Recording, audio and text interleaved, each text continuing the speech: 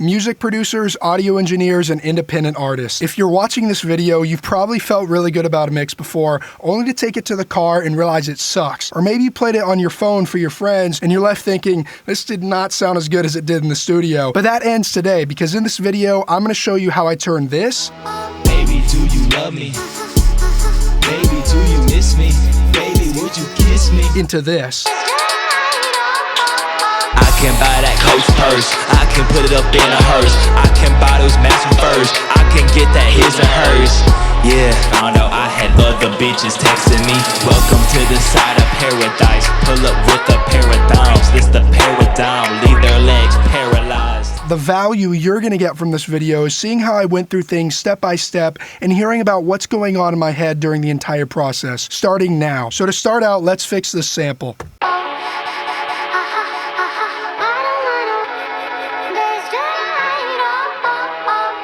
So first I threw on some EQ and some compression, and these are my settings. I used the philosophy I explained in my compression video, where I wanted to keep it pretty compressed and in the background. And there was a little bit of fuzz in the higher frequencies I didn't like, and I kind of wanted to make it more of a workable sample.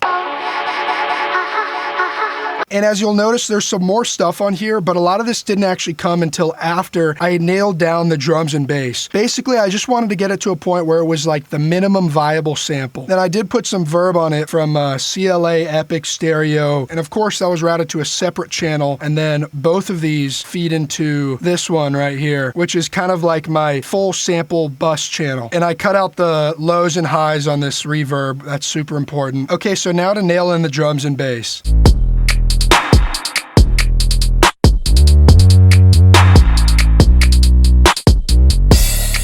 And before you ask, the reason I'm wearing a suit is to build credibility to sell you my online course. I'm just kidding, I don't have an AI scam plugin to sell you. This is just straight value. And all I ask in return is that you like the video if you like it, and send it to your cousin if you learn something. So I was originally sent this hi-hat, and I didn't really like the sound or the pattern, so I just changed that up a little bit, and I got to this.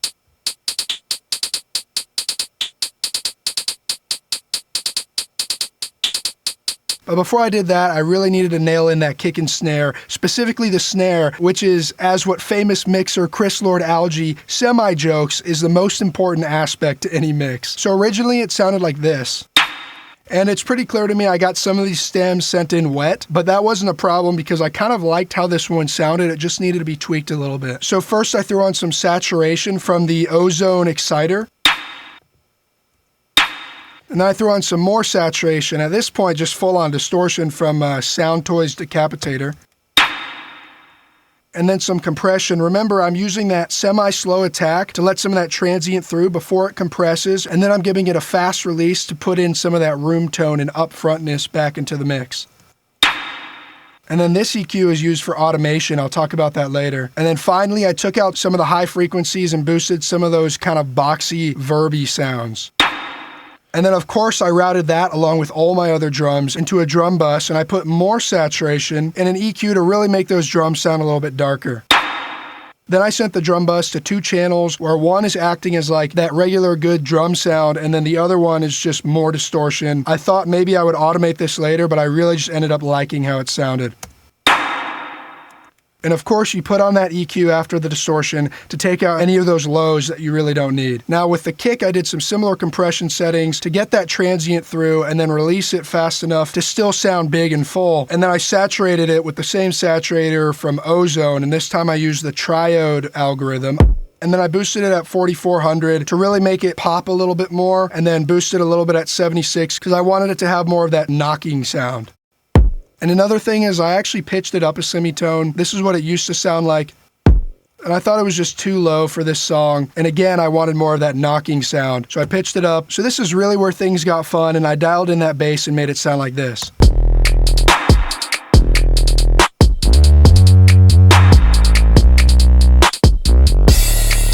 Oh, and it's important to note, I didn't actually do all these moves in solo, but I'm mostly just showing you so you can hear the subtleties of what I'm doing. And another quick thing, I really didn't like that crunchy snare coming up every single time, so I took it out every other hit, and then I added in this other snare, and that sounds like this.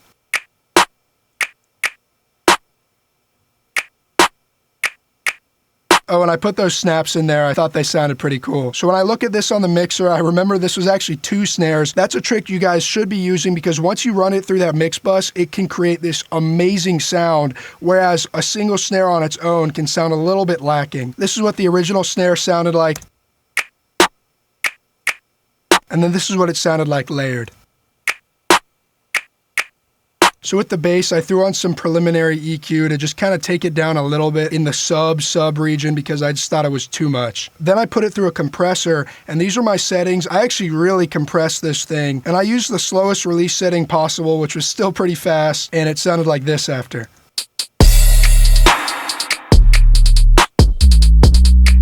And then of course I threw on some saturation, and this is where maybe you could have gotten away with not listening to the context of the mix. Probably not, but you need to be listening to at least the full beat when you're doing saturation moves on a bass. So when you put the sample in, it sounds like this without the saturation, and then with the saturation.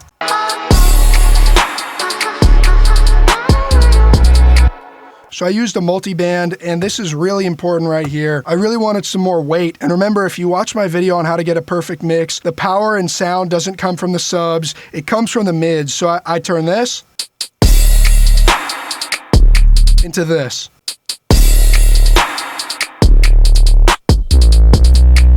Then I used this Abbey Road saturator, and the subs were just crazy. It was eating up way too much loudness and competing with the kick a little bit too much, even though, yes, I did notice whoever sent this to me sidechained the bass and kick. Good move, but I cut it out by 18 decibels at 30 hertz. So then I took in the vocals.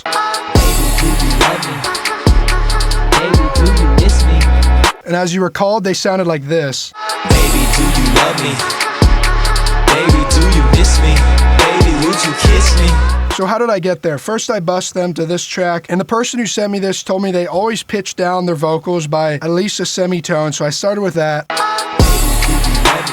And then remember this, I panned one to the right ear and one to the left, and I took out some of those subs and really low mids because it was just too much. I also used just the low band of a multi-band compressor to take out some of those Ps that had escaped the pop filter. And vocalists, if you're not using one, use one. So on the bus channel, I used some EQ to really brighten it up. I did 8.5 decibels at 7,000 hertz, a little over a decibel in the mid-range, and then I cut out some of those lows.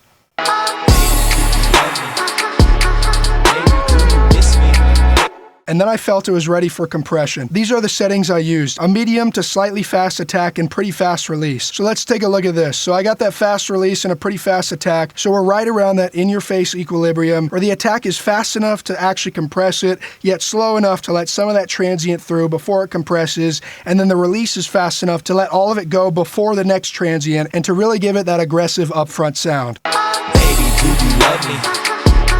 Baby, do you miss me? And then the high band of a multi-band to get rid of some of those S sounds. 2 instances of saturation. I wanted to bring back some of that high-end grit, so I used this triode setting in the upper mids. This is what it sounds like with and without saturation.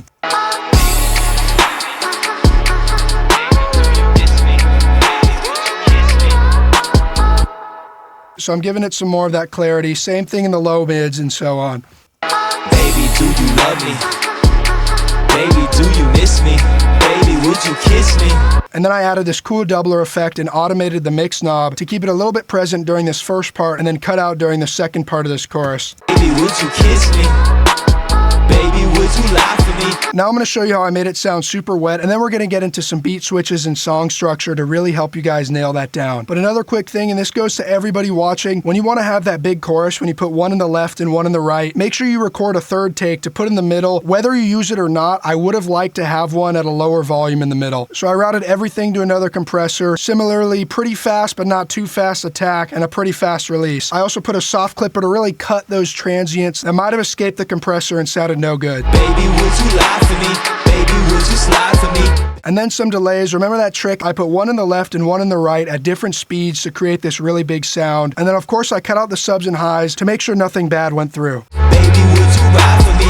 Baby, would you die for me? Then I put in 2 reverbs, and I actually thought this one was a little bit too wide. So believe it or not, I narrowed it a little bit with the S1 imager. Of course, I cut out those highs and lows again, threw in a little bit more EQ to brighten it, and then a dynamic EQ that looks like this. Baby, would you ride for me?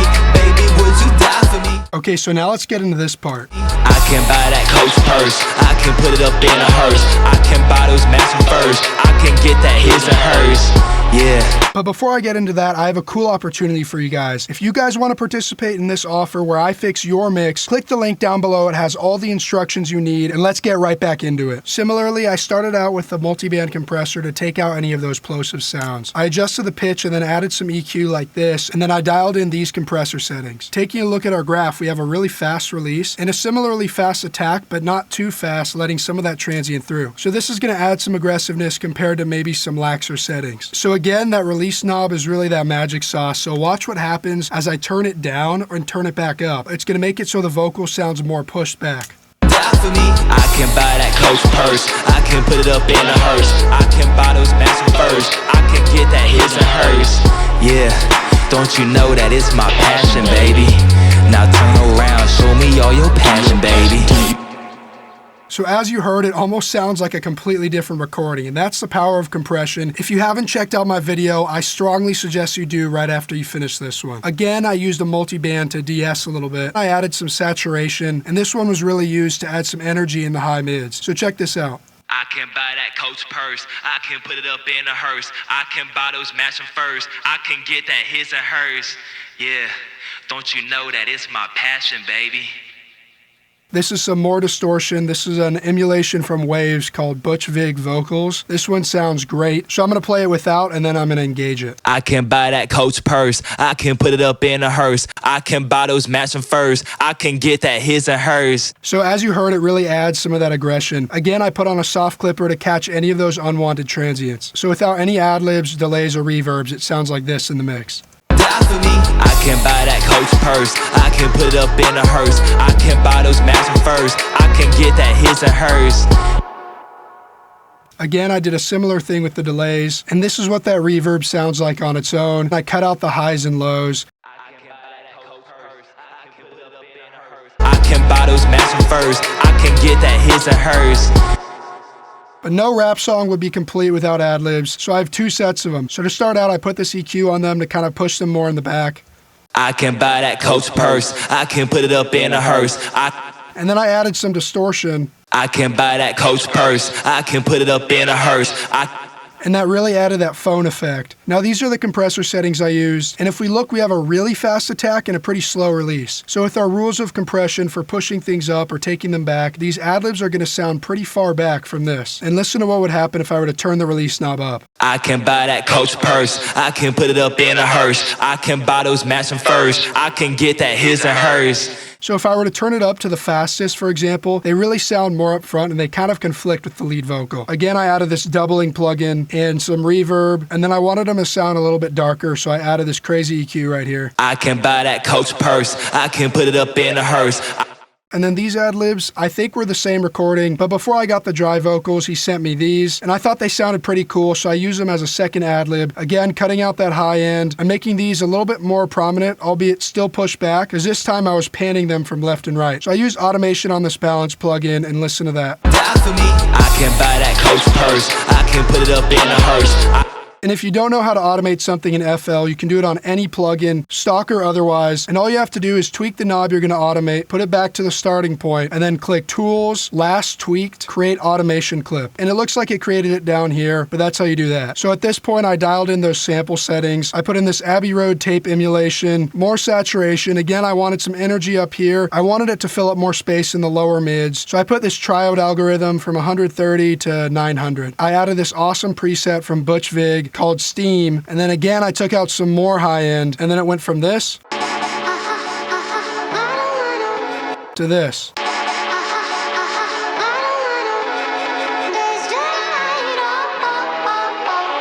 I thought this sounded a lot better in the mix. It gave some more room back to the vocals. Now let's get on with it. So this part's really important because it shows you how to build energy when the song kind of wants to build up. Down on one knee, even if you found out I had other bitches texting me. Welcome to the side of paradise, pull up with a paradise. Again, I did similar vocal mixing, and I actually used the wet vocals that he originally sent me as kind of like an ad-lib that I put distortion, verb, and EQ on and automated up in volume throughout the song. So check this out. Do you fuck with me just because my diamonds are Tiffany? If I went to war with God, would you go and sin for me? So you can tell this guy likes 21 Savage, and this part is super cool right here. I'm gonna show you how I did this. Would you tell me yes if I got down on one knee? Even if you found out I had other bitches texting me. Welcome to the side of paradise. Pull up with a pair of dimes. This the paradigm. Leave their legs paralyzed. Yeah. That definitely deserves a like right there. So starting with the sample, I automated 3 EQs. This one where it really just brings everything back. This one, which is one that I used for the intro, where it's a 4 dB boost at 1500. That's gonna make it stand out more during the apex of the drop. Same with this one right here, really adding some clarity with the huge boost at 8K hertz. So together, this is what's happening. First, I'm building up this EQ right here, and then I'm letting it drop to kind of open back up for that drop. But in addition to that, as this one declines, I'm bringing these two up to just push that clarity to the max right at the apex of that buildup, and then I'm cutting them back out to leave room for the vocal again. So watch these right here.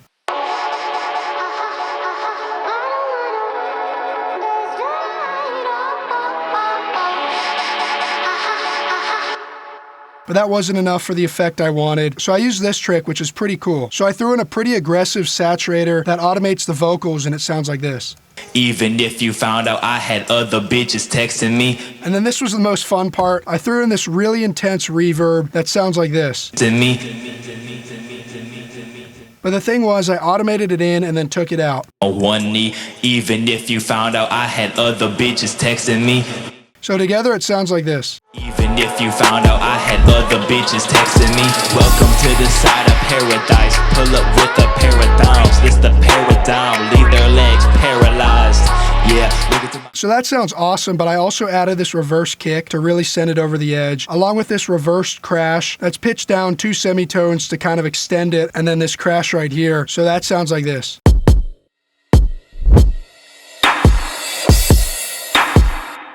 So I put the chorus back in with the crash, and then for that second part of the chorus, I chopped up the sample a little bit, and that sounds like this. I can buy that Coach purse. I can put it up in a hearse. I can buy those matching furs. I can get that his and hers. Yeah, don't you know that it's my passion, baby? Now turn around, show me all your... So for this drop right here, I automated those EQs on that sample, did the same thing with the crashes, and this time I added some extra kicks, and it sounds like this. New problems arise and the old ones resurrecting. You look into my eyes and tell yourself the devil fell in love with me. Who were you in bed with? Cause you was... Lastly, we have this outro right here, and I put back in that EQ that makes the sample stand out more.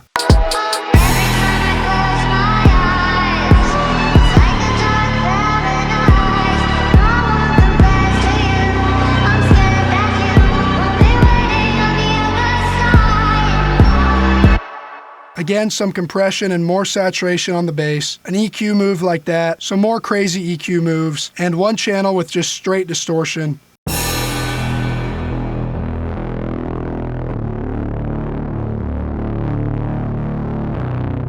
And then a channel without that. And I like the wet drums that he sent me, except I changed up this fill right here at the very end, and it all sounds like this.